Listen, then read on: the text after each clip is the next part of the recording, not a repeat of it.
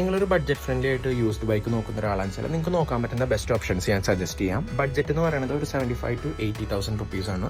നിങ്ങൾക്ക് നോക്കാൻ പറ്റുന്ന ഒരു സ്പോർട്സ് ടൂറർ ബൈക്കാണ് സുസുക്കി ജിക്സർ SF150. ഈ ഒരു പ്രൈസ് സെഗ്മെന്റിൽ നിങ്ങൾക്ക് 2023-2024 വണ്ടി കിട്ടുന്നതായിരിക്കും.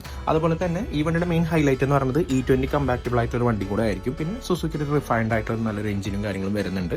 അതുപോലെ നേക്കഡ് സ്പോർട്ട് ആയിട്ടുള്ള വണ്ടിയാണ് നിങ്ങൾ നോക്കുന്നതെന്നുണ്ടെങ്കിൽ ബജാജിന്റെ പൾസർ NS200 നിങ്ങൾക്ക് നോക്കാം. ഈ ഒരു പ്രൈസ് സെഗ്മെന്റിൽ നിങ്ങൾക്ക് ഒരു 2020 മോഡൽ കിട്ടും. ശ്രദ്ധിക്കേണ്ട കാര്യം എന്ന് പറഞ്ഞു കഴിഞ്ഞാൽ സിംഗിൾ ചാനൽ EBS ഉള്ള വണ്ടി വന്നിട്ടുണ്ടായിരുന്നു. അതുപോലെ തന്നെ 2020 തൊട്ടിട്ട് ഫ്യൂൽ ഇഞ്ചക്ഷൻ വണ്ടികളും വരുന്നുണ്ടെന്നാണ് എൻ്റെ ഒരു അറിവ്.